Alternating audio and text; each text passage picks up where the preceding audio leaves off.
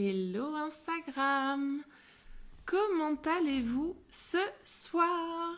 Bienvenue à mon 107e jour d'interview de femmes merveilleuses. Je suis ravie d'être là, avec un petit peu de fatigue, je vous le cache pas. Et je suis très contente de faire ce live avec Aurélie, voilà, qui est en train d'arriver. Dites-moi si vous m'entendez bien en attendant, s'il n'y a pas trop de bruit de fond aussi. Bonjour, bonsoir. Hello! Coucou Aurélie! Bonjour. Vous m'entendez bien, ça va? Tu m'entends Ouais, bien? moi, je t'entends. Si tu m'entends, dis-le moi aussi. C'est bon, c'est bien. Du coup, Aurélie, je suis ravie de t'accueillir sur mon compte, sur mon défi de 365 jours d'interview de femmes merveilleuses. J'en suis au 107e jour aujourd'hui, donc Génial. voilà. Et pour juste remettre un petit peu dans le contexte, donc le live, il va durer 20 minutes. 20 minutes durant lesquelles on va parler de toi, de qui tu es, de qu'est-ce que tu fais et comment tu en es arrivé là. Et donc, je rappelle aussi qu'avec Aurélie, on ne se connaît pas vraiment. On est ensemble dans une formation, mais c'est vrai qu'on n'a jamais trop échangé. Et un des principes, enfin, une des particularités justement de mon défi, c'est que la plupart du temps, je ne connais pas les femmes que j'interviewe ou les hommes. Donc c'est assez chouette aussi. Et donc voilà. Donc Ok, ce live est un live pour toi, pour parler sur toi. Donc ce que je te propose de venir faire, c'est venir nous dire un petit peu qui tu es, nous expliquer qui tu es. Voilà. ça marche. Qui je suis? Donc, je m'appelle Aurélie, j'ai 27 ans actuellement et je suis, disons, une jeune femme pleine d'énergie, pleine de force, pleine de détermination. J'ai beaucoup de projets dans la tête, beaucoup d'envie et je suis actuellement en formation de coach pour devenir et pour être aussi en partie coach bien-être. Et mon objectif, enfin ma mission de vie, c'est d'apporter la lumière. Et donc, par le biais du coaching, mon objectif, c'est vraiment d'aider un maximum de jeunes femmes à passer de la théorie à la pratique et à passer, on va dire, voilà, à se lancer dans leur vie d'adulte. Voilà pour les grandes lignes. Yes, ben c'est très bien, c'est très bien. On va aller approfondir un petit peu si tu es OK avec ça. Bien sûr. Euh, Comment est-ce que tu es tombée sur le développement personnel? Est-ce que tu étais déjà dans le développement personnel avant? D'où tu viens en fait? Qu'est-ce que tu faisais avant? Ça marche. Alors oui, c'est vrai que je ne l'ai pas dit mon parcours, mais j'ai un diplôme d'ingénieur, donc j'ai un bac plus Yes. 5, j'ai été diplômée et je me suis très vite rendu compte en fait que c'était pas pour moi pour diverses raisons. Et en fait, le développement personnel, j'ai cette sensation d'en faire depuis mes 16 ans. Donc depuis plus de 10 ans maintenant. Pourquoi? Parce que très vite, j'avais pas mal de difficultés au collège et au lycée, ça s'est accentué. L'adolescence, la gestion de tout ce qui m'arrivait, c'était difficile. Et du coup, ma mère m'a tournée vers une psychologue. Et en fait, depuis ce temps-là, j'ai pas pu m'en passer. Donc, ça fait 10 ans. J'ai arrêté là cette année pour me tourner finalement vers des coachs. Donc, c'est un petit peu similaire dans le processus et dans ma manière de vivre. Et du coup, le développement personnel, ça fait un peu partie de moi, si tu veux. J'ai Ouais. toujours envie, depuis mes 16 ans en tout cas, depuis que j'ai réalisé que j'avais le pouvoir de changer les choses, j'avais le pouvoir d'aller mieux, j'avais le pouvoir de vivre selon mes envies, voilà, j'avais vraiment ce pouvoir-là. Bah, je me suis pas arrêtée et je compte pas m'arrêter. C'est pas parce que je suis coach maintenant que j'ai envie d'arrêter de progresser et d'avancer sur moi. Donc en fait, le développement personnel, ça fait très longtemps que j'y suis, sous une Yes. certaine forme, bien sûr. Ouais. Après, avec l'âge, je me suis un peu plus documentée. Voilà, j'ai été un petit peu plus loin. Et Aujourd'hui, est-ce que tu as envie justement, est-ce que tu travailles uniquement de ça ou est-ce que tu as d'autres sources peut-être voilà, de revenus ou qu'est-ce que tu fais aujourd'hui finalement? ça marche. Qu'est-ce que je fais aujourd'hui? Alors, depuis mi-janvier, j'ai un autre travail, puisqu'en effet, je voulais développer mon entreprise de coaching. Et bon, la vraie vie fait que ça n'a pas décollé. En tout cas, ça ne me permet pas encore actuellement de vivre décemment. Donc, depuis mi-janvier, j'ai repris un boulot à mi-temps. Donc, pour tout vous dire, je travaille au McDonald's, qui est une expérience, on va être très chouette pour me challenger sur pas mal d'aspects. Et donc voilà, donc finalement, j'ai double, je développe mon entreprise d'un côté et de l'autre, j'ai un travail salarié Ouais. dans une Un, entreprise. un travail alimentaire, en fait. C'est Et c'est ça, OK. exactement. Et c'est OK. Dans les deux sens du terme, sur le coup. Exactement. C'était pas pour faire un jeu de mots, hein, je te... OK. C'est ça. Et comment aujourd'hui, dans ton entreprise de coaching, justement, qu'est-ce que tu proposes? Comment on peut travailler avec toi? Est-ce que tu fais des coachings individuels? Est-ce que tu fais du groupe? Est-ce que tu fais du présentiel? Est-ce que tu fais du digital? Raconte-moi un petit peu dans ton entreprise de coaching, euh, quels sont aussi les types de personnes qui viennent à toi? Est-ce que ce sont des femmes, des hommes? Avec quel type de problématique? Vraiment, vas-y, tu peux Ça tout marche. me dire. Ça marche. Du coup, c'est du coaching individuel en ligne sur plusieurs mois, donc ce que j'appelle un programme de coaching avec plusieurs séances et également un suivi interséance. Donc ça, c'est pour le concret, on va dire. Donc tout se passe en ligne, voilà. Et les personnes que j'accompagne sont des jeunes femmes qui sortent d'études ou qui ont eu leur premier emploi. Et la vie d'adulte, c'est pas la même vie que la vie étudiante. On a nos bagages de l'enfance, on a parfois nos bagages de l'adolescence qui se sont venus ajouter. Et là, je parle pour moi, ça a été très compliqué de me mettre dans la vie d'adulte et c'est encore pas tout à fait ça, comme vous avez pu l'entendre. Et donc, finalement, j'accompagne ces femmes-là à voir un petit peu ce qui s'est passé dans l'enfance, dans l'adolescence et à se projeter sur toute cette vie finalement qui s'offre à nous, parce que quand on a 20 ans, 25 ans, on a encore des années et des années à vivre et vraiment se reconnecter à ce qui est important pour nous, parce que des fois on s'est un petit peu oublié, le stress des études, les concours, on a fait un petit peu ce que la société voulait qu'on fasse dans les études, enfin en tout cas ça a été mon cas, et finalement on arrive diplômé, on se dit mais non, c'est pas du tout ça que j'ai envie de faire.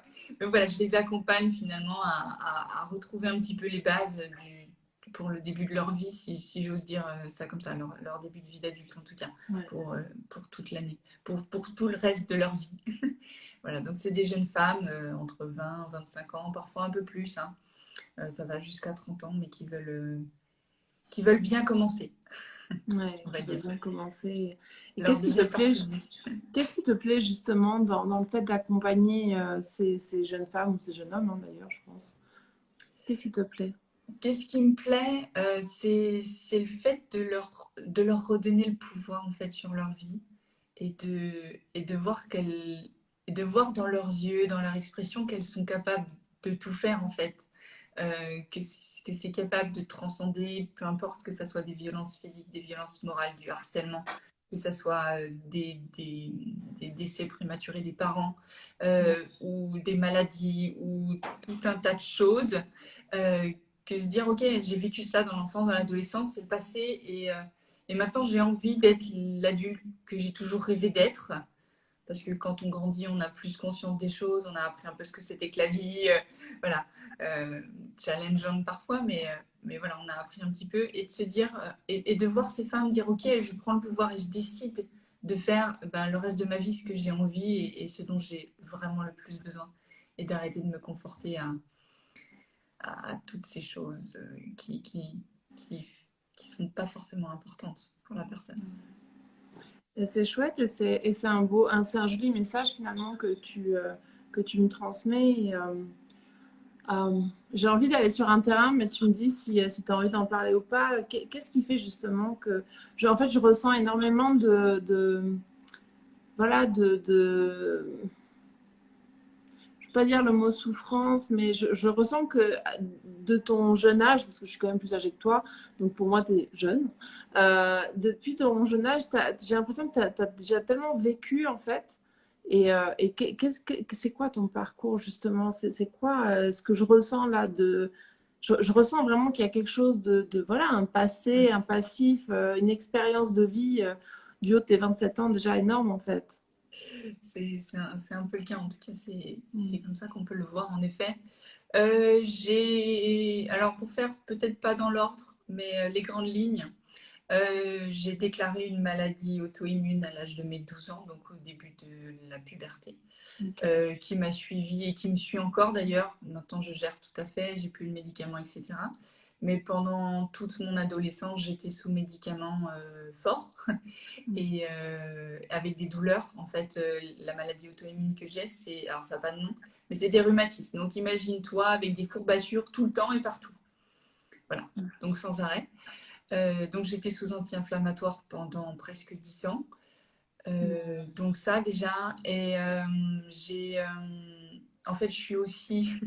Alors ça, je l'ai vu plus tard, mais depuis que je suis née, je suis aussi HPI, surdouée, zèbre, peu importe le nom que tu lui donnes.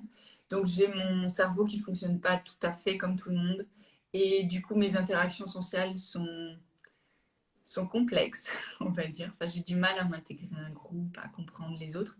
Et du coup, toute ma période collège, ça a été très difficile pour moi, puisque voilà, de l'adolescence est arrivé dessus, ma maladie est arrivée dessus, voilà, plus les problèmes familiales qu'il y a pu y avoir entre-temps. Et ce qui fait que collège et lycée, j'ai pas du tout trouvé ma place. J'ai même eu plutôt l'inverse, j'étais un petit peu le bouc émissaire, notamment au lycée, si j'ose dire. Donc avec des hommes, je me suis intéressée à des hommes qui n'étaient pas forcément faits pour moi. Voilà, et ce qui fait que tout un tas de choses, j'ai eu de fortes déprimes après en école supérieure où j'arrivais pas du tout à gérer le stress de tout ce que ça me demandait. Donc tu vois, j'ai dû faire face un peu à plusieurs événements, plusieurs choses dans ma vie qui ont fait que j'ai une certaine expérience Mais c'est ça, de tu tous vois, ces sujets.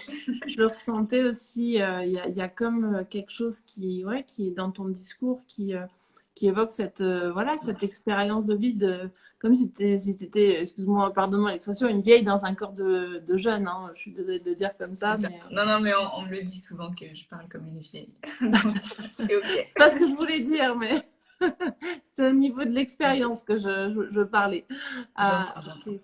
Ouais, donc je comprends mieux maintenant ton parcours, je comprends mieux qui tu es, je comprends mieux pourquoi tu décides de vouloir accompagner justement des jeunes femmes ou hommes. J'ai rajouté hommes, je sais pas d'ailleurs si tu me l'as dit, mais Non, pas les hommes, par contre, je fais pas les voilà, hommes. donc que les femmes. Je Pour le comprends, moment, que les femmes. ouais, je comprends pourquoi tu as envie d'accompagner ces jeunes femmes à trouver leur place en fait finalement et pourquoi ça te tient à cœur surtout. Parce que toi-même, j'imagine que tu aurais apprécié avoir quelqu'un peut-être qui t'accompagne à trouver tes marques et ta place dans la société. Complètement, j'ai eu plusieurs psychologues qui m'ont énormément aidée. Mais c'est vrai qu'avoir quelqu'un de mon âge, parce que les psychologues étaient plus âgés, bon, bien sûr, c'était dans le cadre de leur métier, mais avoir quelqu'un qui est plus de mon âge, avec qui je sais qu'elle a vécu plus ou moins la même chose, même si c'est pas exactement pareil, parce que chaque expérience est différente. Mais voilà, ça aurait peut-être été un plus. Après, on ne peut pas savoir, mais j'aurais bien aimé trouver une bonne copine qui est à la fois ma psychologue. Ouais. Et d'ailleurs, vu que tu as l'expérience avec les psys et que tu es toi-même coach, Oui. quelle différence justement tu peux faire parce que, alors, il faut bien préciser que le coaching n'est pas de la psychologie, hein, on Oui. n'est pas des thérapeutes psy, mais Bien sûr. justement, dans ce que tu as vécu toi, Mm. euh, est-ce que tu aurais, maintenant que tu sais ce que c'est que le coaching et que tu as Oui. l'expérience aussi de la psychologie, qu'est-ce que ça t'aurait apporté de te faire accompagner par un coach ou une coach, justement? Dès le début, en fait, pour moi, la différence qu'il y a pour répondre à ta première question, c'est que la psychologue va plutôt se concentrer sur... alors, je vais catégoriser, donc vous avez le droit de ne pas être d'accord exactement avec ce que je vais dire. La psychologue va plutôt se tourner vers le passé, vers ce qui s'est passé, à essayer de dénouer, de créer des liens entre ce qui s'est passé dans le passé et ce qui se passe actuellement, et à faire des liens, à essayer de comprendre le pourquoi du comment. Alors que le coaching est plutôt basé sur le futur. Alors bien sûr, des fois, on va dans le passé pour aller chercher l'événement, mais on est plutôt concentré solution. Ok, maintenant, tu fais quoi avec ça? Tu vas où? Qu'est-ce que tu décides de faire, etc. Donc plus axé sur le futur. Et donc, ta deuxième question, c'était si j'avais été suivie par un coach dès le début. Ouais. J'aurais peut-être pas fait tous les liens que j'ai pu faire dans mon passé, pas faire un peu le ménage de ce qui était bon à prendre, qui a joué dans quoi, etc. J'aurais peut-être pas eu maintenant cette expertise sur toute mon histoire et avoir vraiment un paysage clair, si tu veux, limpide de ce qui s'est passé. Et ensuite, du coup, pouvoir me tourner maintenant vers le coaching. C'est pour ça aussi que j'ai switché entre la psychologue et le coach, et plusieurs coachs d'ailleurs, pour me tourner maintenant que les bases sont bonnes, de me tourner vraiment vers le futur et maintenant qu'est-ce que je fais quoi, concrètement. Même si bien sûr ça nous arrive beaucoup de parler encore du passé, on est d'accord, mais voilà, plus me tourner vers le futur, vers le présent et le futur. C'est chouette justement de bien préciser que la partie thérapeutique que t'ont apporté les psychologues, justement, t'a permis d'assainir vraiment les bases, de nettoyer, hein, tu as dit nettoyer la maison, je crois que tu as dit d'ailleurs, et qu'une fois que tu as assaini tout cet espace, là, tu as pu te concentrer sur le futur au travers d'un accompagnement coaching. Donc, c'est chouette aussi de le notifier parce que je trouve que ça éclaircit vachement en fait pour les personnes qui savent pas trop c'est quoi la différence entre un psy, entre un coach. Oui, mais moi j'ai déjà un psy, je vais pas aller voir un coach. Vraiment, c'est vraiment ça la grosse différence. La grosse différence. Et puis aussi, les coachs, on n'est pas des psys, donc nous, on n'est pas là pour résoudre tous les problèmes du passé, comme tu dis, et de faire tous les liens avec la famille, etc. C'est vraiment pas notre métier. On a vraiment focus futur. Donc, c'était très intéressant d'avoir ce retour que tu as expérimenté. Et puis, une psychologue, c'est plutôt sur le très long terme, sur tout à fait. Des années, alors que le coaching, ça peut être très rapide, quelques séances, et sur un événement précis, une problématique précise, on peut arriver à switcher. Et moi, des fois, c'est ce que je conseille à mes clientes, si je vois que c'est vraiment trop profond et qu'il y a vraiment un peu du bazar partout, si j'ose dire, de se tourner plutôt vers un psychologue qui sera plus à même de remettre un peu les bases et ensuite de revenir vers moi pour des petites choses qui manquent ou un événement précis, un problème bien précis, quoi. Yes, parfait, j'adore. Merci d'avoir rajouté cette précision. C'est génial. Écoute, on arrive gentiment vers la fin de ce live. Ça va toujours très vite. Mais avant, j'aime bien quand même vous poser une question, puisque c'est un live, c'est un défi de partage dans lequel je mets en lumière une femme par jour ou un homme par jour pendant un an. Et puis du coup, pour rendre encore plus de partage et faire encore plus de partage, je vous demande de me nommer 3 personnes. Donc nomme-moi 3 personnes qui t'ont inspiré justement à être la femme que tu es aujourd'hui, à être devenue cette femme que tu es aujourd'hui, qui a son entreprise que tu es en train de créer, développer, avec tout ce que tu as transformé dans ta vie.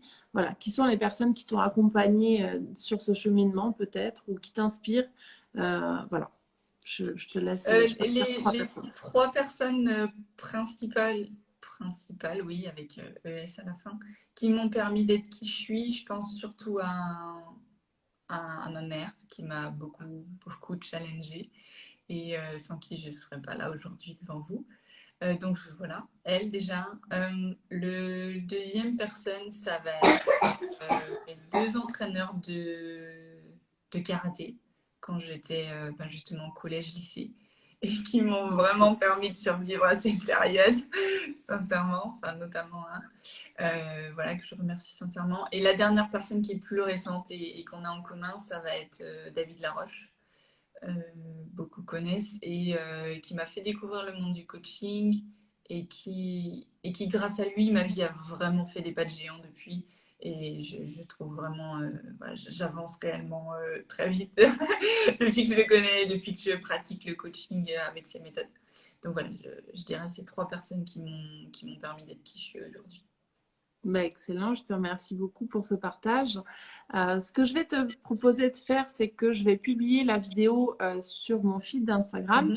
Donc, tu pourras venir mettre en commentaire tes coordonnées, tout ce que tu veux pour que les gens puissent connecter à toi rapidement. Okay. Et puis, si tu veux nous citer les personnes que tu nous as partagées en les taguant, c'est OK. Voilà, ça fera connaître un peu de monde aussi pour aller plus loin. Voilà. Donc, merci encore. Merci à toi de m'avoir invitée. Cool. Avec plaisir. Et puis, je te souhaite une toute belle fin de journée. On sait pertinemment toutes les deux que la journée a été intense parce qu'on sort de formation, on vous l'a pas dit, mais on vient de faire 7 heures de formation non-stop sans pause. Voilà. Donc, merci beaucoup. Belle soirée à tout le monde. Et puis, pour ma part, je vous dis à demain pour mon prochain live. Voilà. Je vous embrasse et à tout bientôt. Ciao. Belle soirée.